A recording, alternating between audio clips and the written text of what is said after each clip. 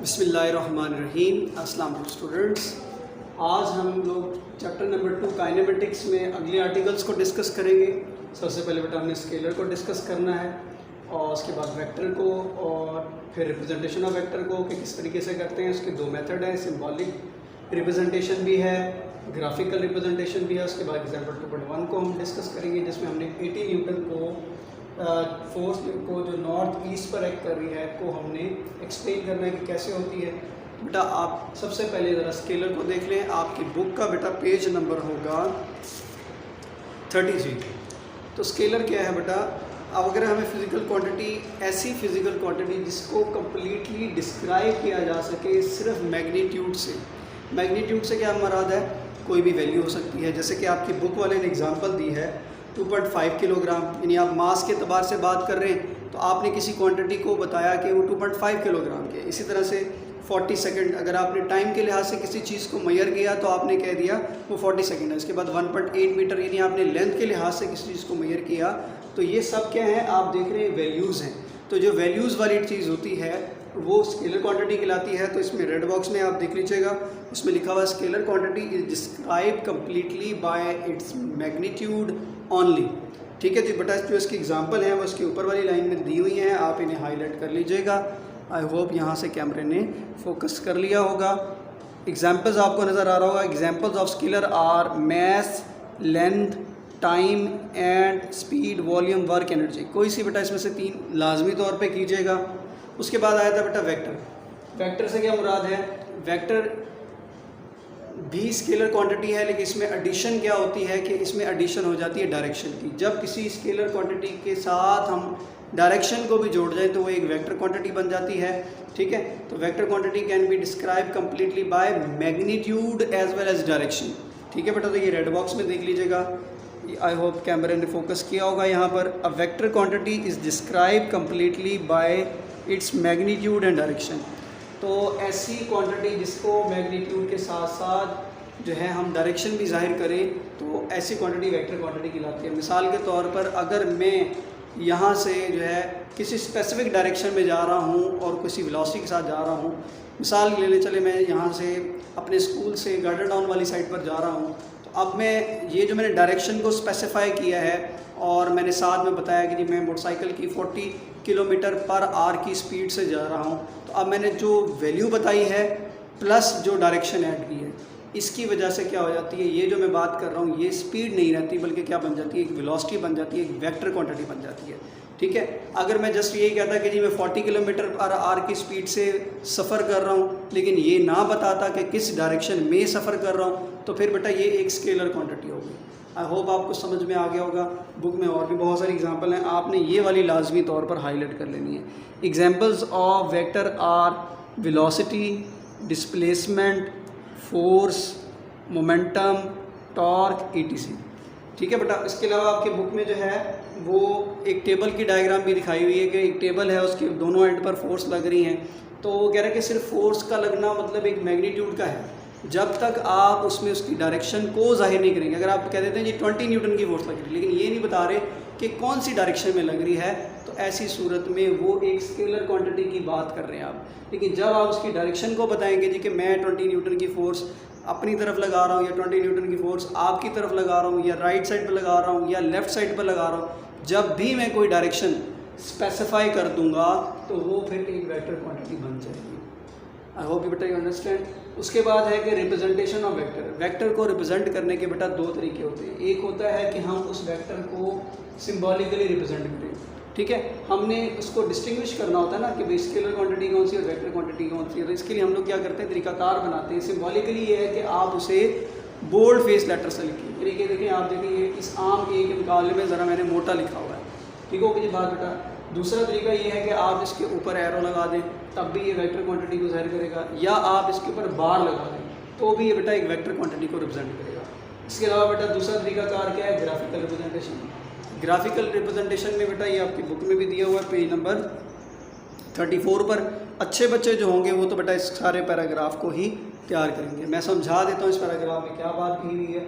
उसने कहा कि ग्राफिकली आप एक वेक्टर क्वांटिटी को रिप्रेजेंट करते हो by drawing a line segment according to some suitable scale with an arrow head. जैसा कि आपको नज़र आ रहा है कि ये एक लाइन सेगमेंट ए बी है जिसके साइड पर एक एरो हेड लगा हुआ है। इसमें जो लेंथ ऑफ लाइन होगा, इसमें जो बेटा लेंथ ऑफ लाइन होगा वो आपके मैग्नीट्यूड को रिप्रेजेंट कर रहा है, यानी वो स्केलर पार्ट को शो कर रहा है। जबकि जो एरो हेड है बेटा वो आपके डायरेक्शन के पार्ट को जाहिर करता है, यानी कि इसको लगने के बाद ये एक वेक्टर क्वांटिटी बन जाती है। ठीक है जी, ये वेक्टर वी की रिप्रेजेंटेशन हमने की बाय ग्राफिकल मेथड। तो इसके लिए क्या चीज़ ज़रूरी थी? इसके लिए ज़रूरी था कि आप मैग्नीट्यूड के साथ साथ डायरेक्शन की भी वजाहत करें। तो बेटा ये समझ में आ गई बात। इसके बाद आ रही है बेटा एग्जाम्पल 2.1, जिसमें हमने रिप्रेजेंट करना है 80 न्यूटन की फोर्स को जो कि एक्ट कर रही है एक बॉडी पर नॉर्थ ईस्ट डायरेक्शन। तो सबसे पहले तो बेटा आपको डायरेक्शन को स्पेसिफाई करना होगा। डायरेक्शन के लिए हमने क्या किया, ये देखिए मैंने डायरेक्शन यहाँ पे शो कर दी हैं।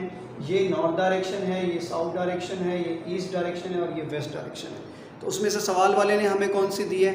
उसने हमें कहा है कि नॉर्थ ईस्ट डायरेक्शन को रिप्रेजेंट करें। तो हमने ये देखे सर मैंने नॉर्थ और ईस्ट वाली साइड ही ले ली है। अब बेटा हमने पेपर पर ड्रॉ करना है और 80 न्यूटन एक अच्छी खासी बड़ी वैल्यू है।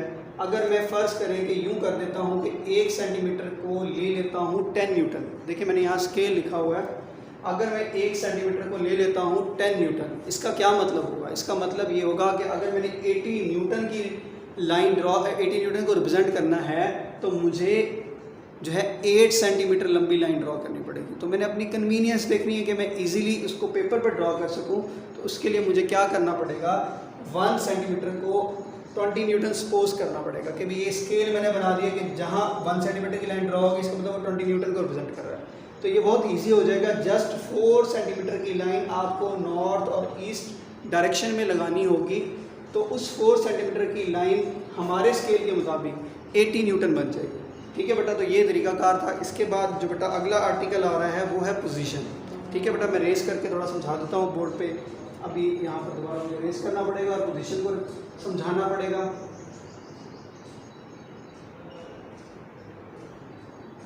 अच्छा बेटा ये ज़हन में रख लीजिएगा, इन सारी चीज़ों में से जो आपको मैंने अभी वेक्टर और स्केलर का क्वेश्चन बताया है, मुल्तान बोर्ड 1 से 2 दफ़ा इसको एज अ लॉन्ग क्वेश्चन भी दे चुका है। तो आपको ये एज अ लॉन्ग क्वेश्चन भी तैयार करना है। शॉर्ट क्वेश्चन भी बहुत ज़्यादा दफ़ा आ चुका है। तो अब बेटा है सबसे पहले आपको अब जो आर्टिकल आपने एक्सप्लेन करना है वो है पोजीशन। वैसे तो आप पोजीशन समझते ही होंगे, आप कहते होंगे कि मैं अब बोर्ड के इस जगह पे खड़ा हूँ तो मेरी पोजीशन ये है, और अगर मैं अब बोर्ड के इस जगह पर आ जाऊँ तो मेरी पोजीशन ये है। तो ये किस तरह से मैं अपनी पोजीशन को आप जो मेरी पोजीशन को ट्रेस आउट कर रहे हो कैसे कर रहे हो? कोई रेफरेंस पॉइंट बना रहे हो और उसके लिहाज से बताते हो कि ये इतने फासले पर है।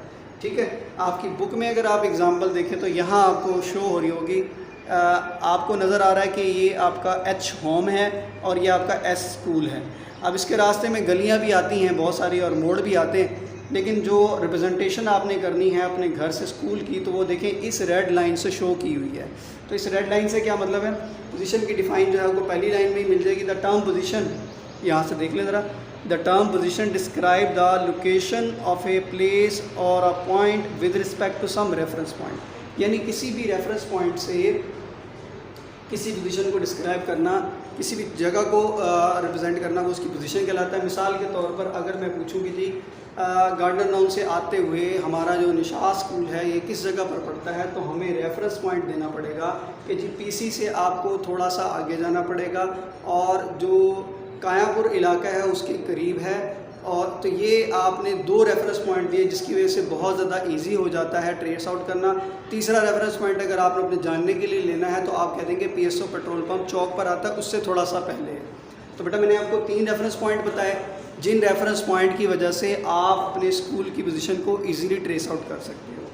उसके बाद बेटा अगला आर्टिकल है डिस्टेंस और डिस्प्लेसमेंट। ये भी मुल्तान बोर्ड का अहम तरीन शॉर्ट क्वेश्चन है, इसको भी बेटा आप देख लेंगे। डिस्टेंस और डिस्प्लेसमेंट को यहाँ मैं मेंशन कर देता हूँ, डिस्टेंस एंड डिस्प्लेसमेंट। अच्छा बेटा डिस्टेंस और डिस्प्लेसमेंट में क्या होता है, आपके सामने आपको डायग्राम में नज़र आ रहा होगा, ये ज़रा गौर से देख लें। यहाँ पर आपको A से B पर जाने के 3 कर्व पाथ, 2 कर्व पाथ दिखाई जा रहे हैं। एक फुल लाइन से नज़र आ रहा है, एक डॉटेड लाइन से नज़र आ रहा है और एक आपको रेड लाइन से नज़र आ रहा है। तो बेसिकली A पॉइंट से B पॉइंट तक आपने पहुँचना है।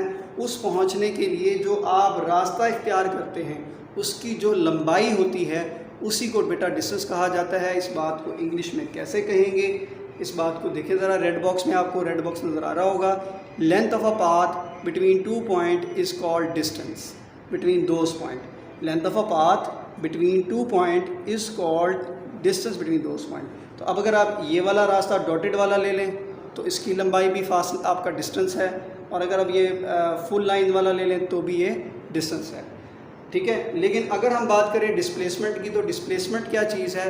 डिस्प्लेसमेंट है ए और बी के दरमियान शॉर्टेस्ट तरीन जो आपका डिस्टेंस है वो डिस्प्लेसमेंट कहलाता है, ठीक है। तो वो बिल्कुल एक स्ट्रेट लाइन होती है, इसी वजह से जो है हम कहते हैं कि डिस्प्लेसमेंट क्या है, एक वेक्टर क्वांटिटी है।